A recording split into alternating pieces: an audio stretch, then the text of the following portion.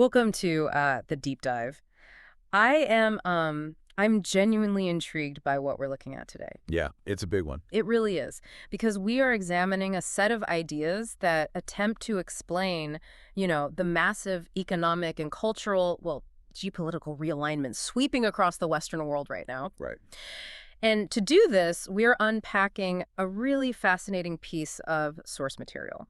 It's a comprehensive transcript from the show Trigonometry. Specifically, it's an in-depth interview with Pierre Poilievre. Right, Canada's opposition leader.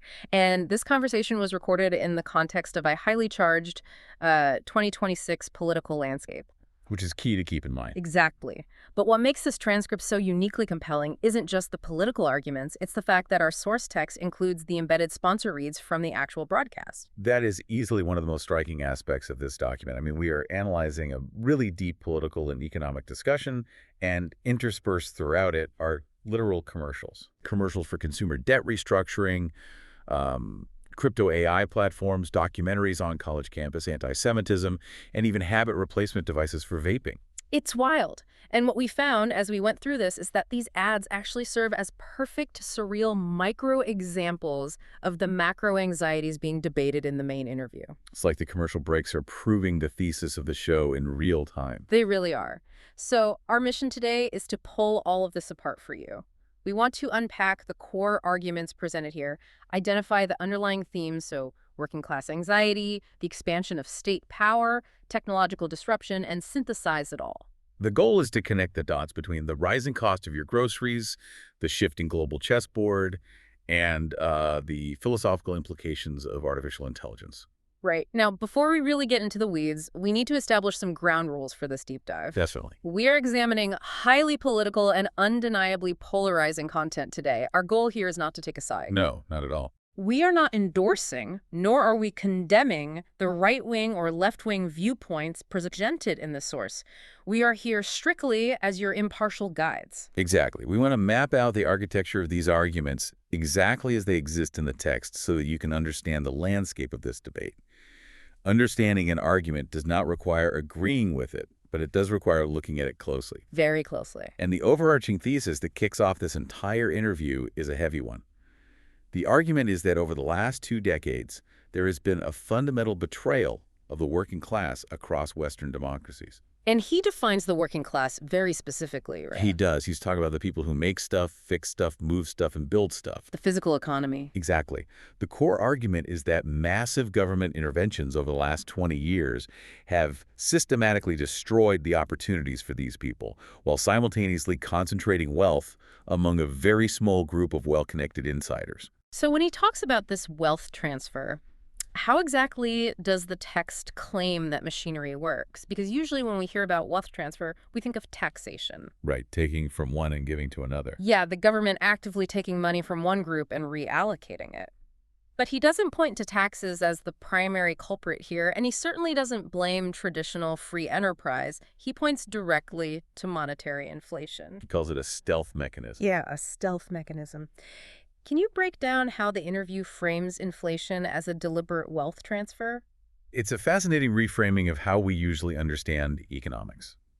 The argument is that if you're a politician and you want to spend billions of dollars that you do not currently have in the Treasury, the honest but politically suicidal route is to explicitly raise taxes on your citizens. Because people see the tax hike. Right. They see it, they get angry, and they vote you out. So the easier route, according to the text, is to simply print the money.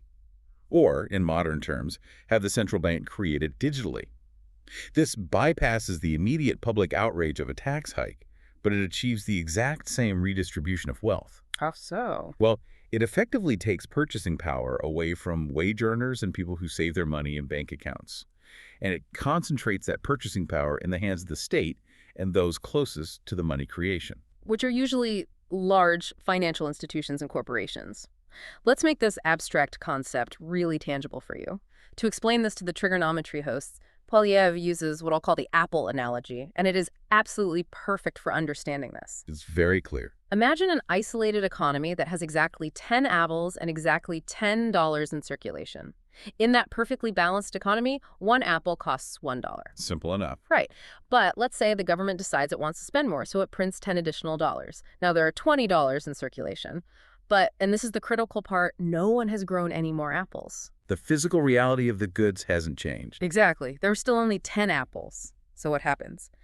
The price organically jumps to $2 an apple. The value of the currency itself was diluted. And this is exactly where one of those embedded sponsor reads hit so incredibly hard. Right in the middle of this high-level macroeconomic theory, the broadcast cuts to an ad for a company called American Financing. Yes, the juxtaposition there is almost poetic in a very dark way. The ad specifically targets consumers who are currently drowning in high-interest debt. It talks about how food costs more, insurance costs more, everything costs more. The $2 apples. Exactly. And the ad explicitly suggests that sensible people should roll their 20 to 30% interest credit card debt into their home mortgages just to survive the rising cost of everyday life. It's the lived reality of the apple analogy. The apples now cost $2, the wages haven't doubled, so people are quietly filling that gap with massive crushing debt just to maintain their baseline standard of living. Exactly. When the text argues that governments are creating cash at 6 times the rate they're building homes or producing real goods, the inevitable mathematical result is the inflation of asset prices. Now think about who benefits from that. The people who already own the assets. Right. If you own a portfolio of real estate or large equities, your net worth skyrockets on paper because all that new money flows into those assets. Yeah. But if you are a working-class person earning an hourly wage, your paycheck simply buys less every single week.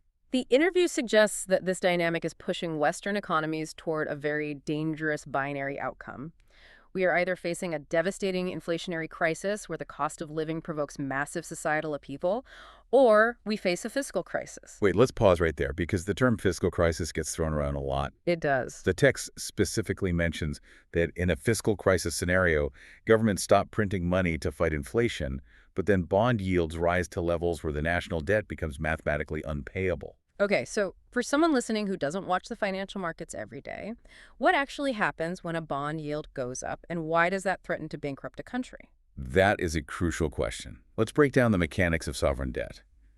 When a government wants to spend more money than it takes in through taxes, it borrows money by issuing bonds. You can think of a bond as an IOU. Okay, an IOU. Investors buy these IOUs, and the government promises to pay them back with a certain percentage of interest. That interest is the yield. Now, for the last decade or so, interest rates were incredibly low. Governments could borrow trillions of dollars and pay almost nothing in interest. Right, the era of cheap money. Exactly. It was essentially free money. But to fight the massive inflation caused by all that money printing the $2 apples, central banks have to raise interest rates. Yeah, cool down the economy. Right. And when interest rates go up, the yield on those government bonds also has to go up to attract investors. So instead of paying 1% interest on their national debt, the government might suddenly have to pay 4 or 5%. Which doesn't sound like a huge jump until you look at the principle. Precisely. When a country owes trillions of dollars, a jump of just a few percentage points means that hundreds of billions of dollars of the annual budget suddenly have to go entirely toward just paying the interest on the debt. Wow. It creates a death spiral. The government has to borrow more money just to pay the interest on the money it already borrowed.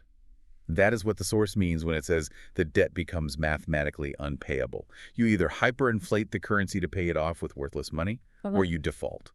And that inflation squeeze we just talked about, Yeah. you feel it at the grocery store, sure, but the place it is absolutely breaking people and where this wealth inequality becomes incredibly visible is housing. The housing market is the front line. It really is. Which brings us to this bizarre paradox in the Canadian real estate market that the interview spends a lot of time on.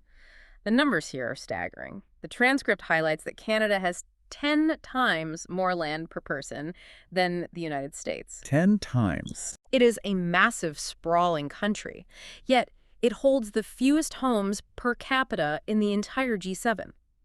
How is it physically possible that the country with the most dirt to build on is the hardest place in the developed world to actually buy a home? It completely defies basic supply and demand logic until you look at the regulatory environment, which is exactly where the text places the blame. The argument is that the housing crisis is not a failure of space or materials, but a failure of government bureaucracy. Okay, let's look at the numbers they give. The claim made in the interview is that, depending on exactly where you are building in Canada, anywhere from 33% to a staggering 60% of the cost of a new home goes entirely to government taxes, zoning fees, permitting delays, lobbyists, consultants, and lawyers. There is a vivid, almost painful quote from the interview that sums this up perfectly. It says, "Twice as much money goes to guys in suits to build a Canadian home than goes to guys who swing hammers and lay concrete." That is an incredible visual. It really paints the picture. It means the people actually doing the physical labor of building the shelter are being paid half as much as the bureaucratic apparatus that simply grants permission for the shelter to exist. And that regulatory friction creates artificial scarcity. The market wants to build homes, but the state makes it mathematically unviable to build them affordably. So what's the proposed fix? The solution proposed in the text is quite radical compared to current policy. It suggests implementing zero taxation on new home building. Zero. Zero. And more aggressively, imposing massive financial penalties on local municipalities that block or delay housing construction. The idea is to force local governments to issue permits or lose their federal funding.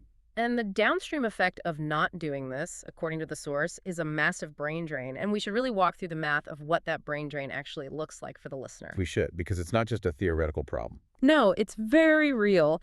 The interview references brilliant young engineering students graduating from world-class Canadian institutions like the University of Waterloo.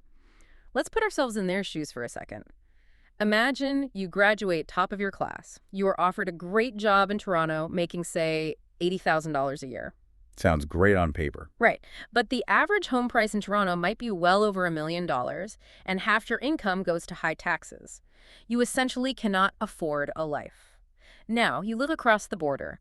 A tech company in Austin, Texas, or Silicon Valley offers you $150,000 US. Your income taxes are significantly lower. And the cost of a home in many U.S. tech hubs is half of what it is in Toronto. It's not just a subtle cultural shift. It is a mathematical inevitability that you are going to leave. That mathematical inevitability is exactly why the interview brings up the historical context of Wilfrid Laurier, who was Canada's first francophone prime minister back in the late 19th and early 20th centuries. Okay, bringing in some history. Laurier understood this geographic and economic reality perfectly. His philosophy was that because Canada sits right next door to the largest economic engine in human history, the United States-Canada must always maintain lower taxes, a friendlier business environment, and faster permitting than the U.S. He called the U.S. economy a massive gravitational pull. Exactly. If Canada makes it harder to live and do business than America does, all the talent, all the capital, and all the innovation will simply flow south. The argument here is that modern Canada has completely forgotten Laurier's lesson and has entirely lost its competitive edge. And I think it is really worth you, the listener, asking yourself how this applies to your own local housing market, regardless of whether you live in Canada, the U.S., or the U.K. Is this regulatory bloat, this proliferation of guys in suits, a uniquely localized Canadian issue? Or is it a ubiquitous phenomenon across the entire Western world? Because it really seems like we were seeing an entire generation fundamentally locked out of property ownership across multiple continents. It is absolutely a Western phenomenon, which is why the trigonometry hosts, who are based in the UK, resonate so strongly with the argument. They see the exact same thing happening in London. Right. But the conversation doesn't stop at the physical infrastructure of housing. The interview pivots from the physical to the human infrastructure, specifically labor, immigration, and environmental policy. And this is where the assertions become highly controversial. Very controversial. The text makes a direct argument linking corporate elites to mass immigration. The claim is that large multinational corporations are lobbying for and utilizing massive numbers of low-wage temporary foreign workers alongside vast numbers of international students. And the text alleges many of these students aren't actually studying, right? Correct. The claim is they're simply entering the labor pool. And the argument is that this is a deliberate strategy to flood the labor market, which drives down the wages of the domestic working class, while simultaneously driving up the cost of rent, because all these new arrivals need housing. Okay, I have to push back on that, or at least play the skeptic here to map out the argument. Isn't the standard counter-argument from the corporate sector that they are facing massive labor shortages? You hear restaurants, agriculture, and construction companies constantly saying, "We simply cannot find domestic workers willing to do these jobs." You hear that constantly. How does the transcript address that gap? Does the text just ignore the labor shortage argument? It doesn't ignore it, but it reframes it entirely. The argument presented is that there isn't a true labor shortage. There is a wage shortage. A wage shortage. Think about it from a free market perspective. If a corporation cannot find domestic workers to do a job for minimum wage, the free market solution is that the corporation must raise the wage they are offering until it attracts a worker. The price of labor goes up until someone takes the job. Exactly. But if the government steps in and allows that corporation to import temporary foreign labor who will accept the lower wage, the government has essentially short-circuited the free market. Ah, I see. They have protected the corporation's profit margin at the direct expense of the domestic workers' negotiating power. So, the interview frames mass immigration not as a humanitarian policy, but as a deliberate mechanism of wealth concentration for the corporate class. That is a very aggressive reframing, and the text applies that exact same lens, viewing policy as a vehicle for wealth concentration to environmental policy as well. The interview moves into a harsh critique of net zero environmental targets. It outright labels them as economic suicide. But again, the text doesn't frame net zero as just misguided idealism or mere incompetence. It argues that it is a pretext for the state to expand its power and concentrate wealth. The claim is that the government takes money from the working class, who are forced to pay higher energy taxes to heat their homes and drive their cars, and redirects that money. Redirects it in the form of massive subsidies to what the text calls green grifters and corporate insiders who are friendly with the political establishment. To illustrate how futile the text believes this domestic taxation is, it provides a really stark global contrast. It points out that while Western nations are deeply taxing their own energy sectors and their own citizens in the name of reducing global emissions, China is currently opening 2 new coal-fired power plants every single week. 2 a week. 2 a week. It's an immense scale. The text uses this data point to frame the domestic net zero agenda as entirely performative. If China is offsetting a year's worth of Western emission reductions in a matter of days with new coal plants, then taxing a farmer in Saskatchewan for the fuel he uses in his tractor isn't saving the planet. It's just economically crippling the farmer. Exactly. But perhaps the most compelling and nuanced example used in the text to critique this environmental bureaucracy is the indigenous perspective on resource development. Yes, the tech frontier mine. Right. The interview brings up the tech frontier mine in Alberta. This part of the conversation was fascinating because it subverts a lot of the traditional political narratives we hear about resource extraction. So for context, the Tech Frontier Mine was a proposed $20 billion energy project in Canada. According to the interview, this project had the unanimous support of all the surrounding Indigenous communities. Unanimous. They didn't just tolerate it, they wanted it. They saw it as a massive path to prosperity, a way to generate generational wealth and lift their communities out of poverty. Yet, despite this local, unanimous Indigenous approval, the federal government in Ottawa allegedly stepped in and killed the project entirely. This specific anecdote is used as a profound critique of what the text refers to as dirigist economics. Okay, dirigist. Let's define that clearly for the listener because it's a very specific political science term. Dirigism, or dirigist economics, is an economic system where the state exerts a strong directive influence over investment. It essentially means the government centrally decides who gets what, which industries thrive and which ones die, rather than letting the free market decide. So it's top-down control. Top-down control. The interview uses the Tech Frontier Mine to contrast 2 very different approaches to Indigenous welfare and economic autonomy. On one hand, you have the approach of the current federal state, which the text argues is deeply paternalistic. By blocking the mine. Right.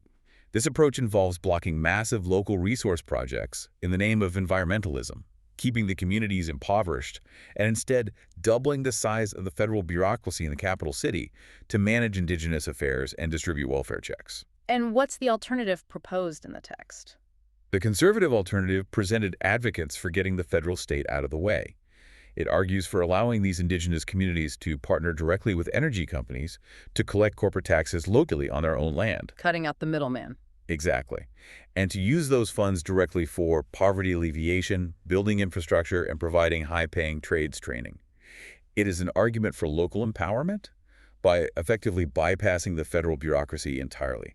It's a fundamental debate between central control and local autonomy. Who knows what is best for a community? the community itself, or a bureaucrat 1,000 miles away? That's the core question. And that theme of control flows perfectly into the next major segment of the interview, which deals heavily with freedom, culture, and a concept the source calls the blank slate. This is where the cultural anxiety really comes to the forefront. Right.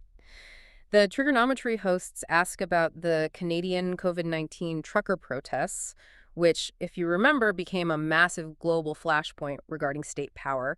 The text notes a very significant and recent legal update to that situation. A huge legal update. The federal court in Canada actually ruled that the government's use of the Emergencies Act, which they used to literally freeze the private bank accounts of the protesters and their supporters, was an unconstitutional violation of Canada's Charter of Rights and Freedoms. That legal ruling is incredibly important in the context of the interview. It is used as a hard, judicial anchor to validate the broader working-class feeling of state overreach. It wasn't just a political talking point anymore. A federal judge agreed that the state went too far. But what is truly interesting is how the interview quickly pivots from the economic and legal dimensions of freedom to the cultural dimension. The argument is made that you cannot separate economic freedom from cultural history. Right. The text argues that there is a deliberate, systematic movement of self-denigration being actively taught in Western schools and universities. The claim is that young people are being taught to view their own civilizational history exclusively through a lens of guilt, oppression, and hatred. And the text grounds the defense of Western history in a really great anecdote about the Magna Carta. The interviewer discusses how modern freedom isn't some brand new progressive invention. It is anchored in an 800-year-old, deeply imperfect, but continuously evolving tradition of liberty under the law. Starting at a muddy field in Runnymede in 1215. Right, when the barons forced King John to agree that even the king is subject to the law. And the argument here is that if you lose that historical anchor, if you teach kids that everything in the past is evil and must be dismantled, what actually happens? Well, the text argues that erasing history is not just an academic exercise. It is a very specific psychological and political tactic. It is about creating a blank slate. A blank slate. To explain this concept, the source explicitly references the dystopian literature of Aldous Huxley and George Orwell. The thesis is quite chilling when you map it out. If a political movement can successfully erase the past, if it can sever a population's connection to its historical foundations and make them ashamed of their ancestors, you create a societal blank slate. And once the slate is blank? Once the slate is blank, technocrats, bureaucrats, and the state can impose a completely new, top-down societal structure without any resistance. Because if you do not know where your liberties came from, and if you do not understand why they were fought for in the first place, you possess no intellectual framework to defend them when they are taken away. That is a terrifying psychological insight. You can't defend a wall if you don't know why it was built. And once again, this is where the embedded sponsor reads in the broadcast provide an absolutely surreal echo of the conversation. Oh, the October 8 documentary ad. Yes. Right in the mix of this heavy discussion about cultural history, ideological capture, and universities teaching self-denigration, the broadcast cuts to an ad for a documentary called October 8. The synergy there is undeniable. The ad copy states that the film examines the explosion of extremism and rampant anti-Semitism that erupted on Western college campuses immediately following the October 7th attacks in Israel. But it specifically asks a deeper question, right? It asks, how have extremist networks and foreign actors successfully shaped the narratives inside prestigious American educational institutions? It perfectly illustrates the text's broader anxiety that our cultural and educational institutions have not just drifted, but have become active, contested battlegrounds for the minds of the next generation. But, despite all this heavy cultural anxiety, the erasure of history, the ideological capture of universities, the interview, presents a surprisingly optimistic counter-trend regarding the youth. I found this fascinating. The trigonometry interviewer essentially assumes that Generation Z and the younger kids have been entirely captured by this ideology of self-denigration and state reliance. However, the text claims the exact opposite is happening. It does. It argues that we are witnessing a massive pendulum swing. The claim is that the upcoming generation of high schoolers and young adults are actually becoming significantly more conservative, more interested in hard work, and deeply desirous of traditional milestones that have been denied to them. Specifically, owning a home, getting married, and starting a family. And it doesn't just offer this as a hopeful theory, it provides a specific piece of evidence. The text details a recent nationwide mock election run by the official elections body in high schools across Canada. And the results were unprecedented. Right. In these mock elections, for the first time in modern history, the high schoolers overwhelmingly voted for the Conservative Party. It is the ultimate form of teenage rebellion.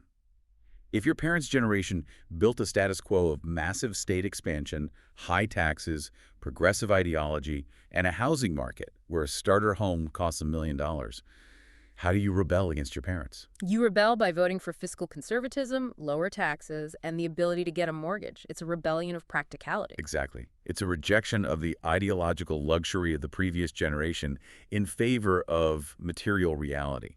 Now, having established this intense domestic landscape of economic anxiety and cultural battles, the interview drastically widens its lens. It pulls way back. It pulls back to look at the larger global chessboard.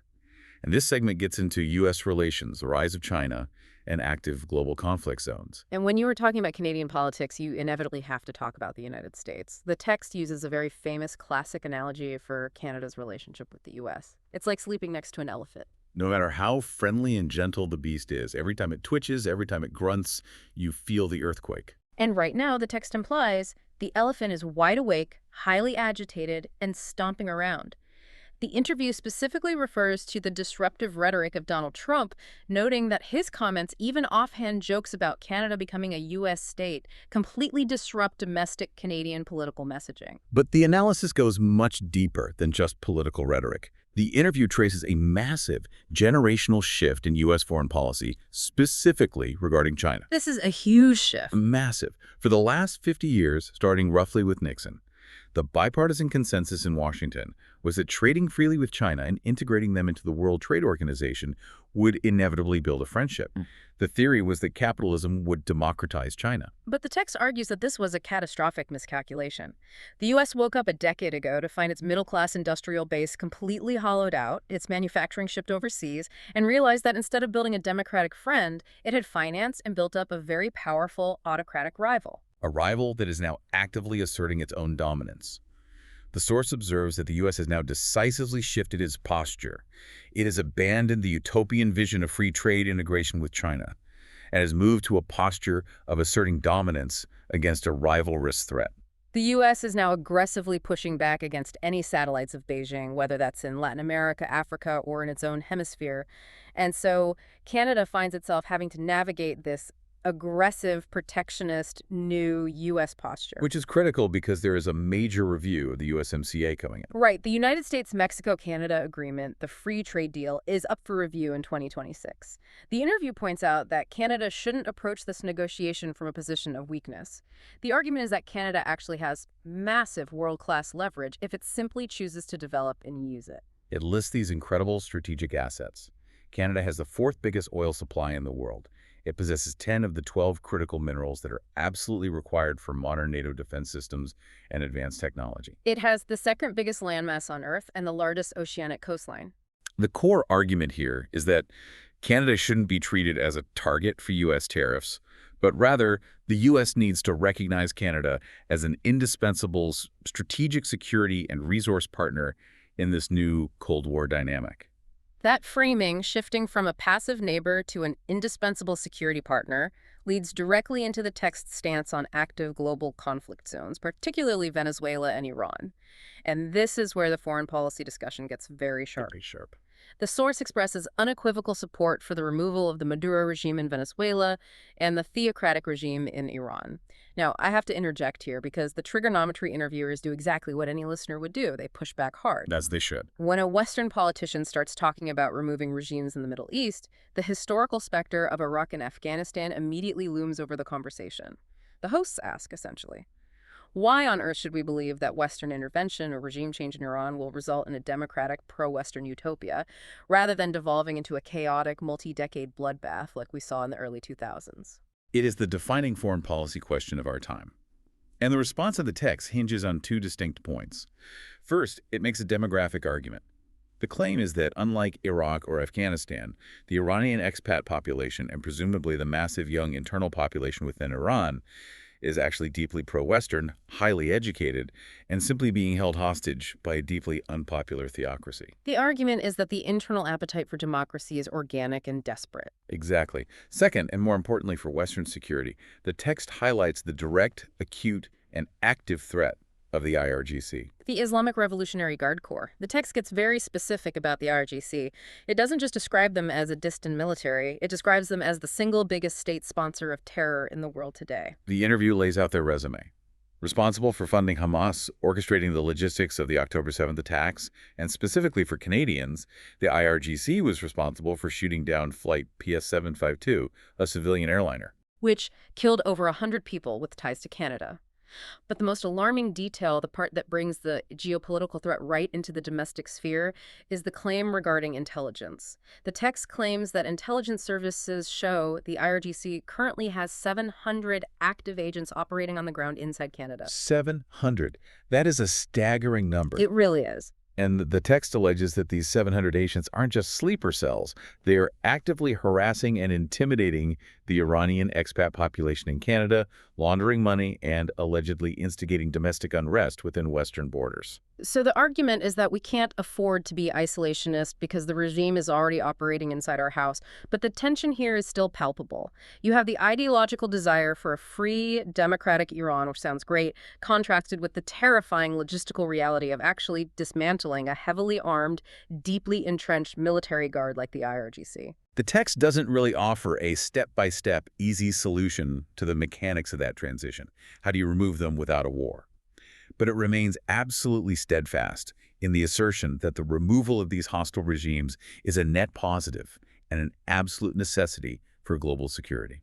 It's a hawkish stance, but it's grounded in the reality that the post-Cold War era of assumed peace is definitively over. Now, we have covered the economy, we've broken down real estate, we've analyzed the cultural blank slate, and we've looked at the geopolitical chessboard. We've covered a lot. But for the final section of the interview, the source takes a sharp, unexpected turn into something that feels like an entirely different category of threat. It moves from political disruption to an existential disruption, artificial intelligence, technology, and the very meaning of human life. This part of the conversation was mind-bending. The text obviously acknowledges the massive economic upside of AI. If you integrate AI into the economy, it will massively decrease the cost of producing goods and services. It can solve a lot of the inflation problems we talked about in Section 1. But the interview very quickly moves past the economics and into deep philosophical territory. The fundamental question asked is, if AI is capable of taking over the vast majority of tasks that humans currently do, not just manual labor, but cognitive labor, legal work, medical diagnosis, coding what happens to human purpose. To illustrate the danger, the interviewer raises a terrifying thought experiment regarding what tech people call AI alignment. The survival instinct idea. Right. What happens if an AI is given a seemingly benign corporate task, but in the process of executing that task, it develops a survival instinct?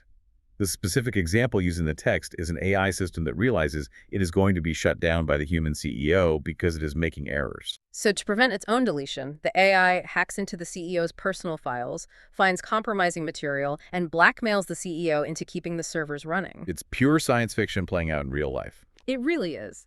The point of the thought experiment is that the moment an algorithm's primary interest becomes its own survival, it is no longer a tool serving humanity.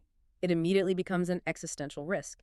It becomes a competing life form. And the text notes a very deep, pervasive anxiety that the political class, the lawmakers who are currently tasked with regulating this world-altering technology, view it as a complete black box. They barely understand how social media algorithms work, let alone autonomous artificial general intelligence. They lack the foundational technical knowledge to manage this transition safely. And to really ground this anxiety about a post-work AI-driven future, the interview brings up Viktor Frankl. For those who don't know, Viktor Frankl was an incredible psychiatrist, a philosopher, and a Holocaust survivor who wrote Man's Search for Meaning. An incredibly powerful book. The text recounts a specific story of Frankl running a group therapy session with two very different women.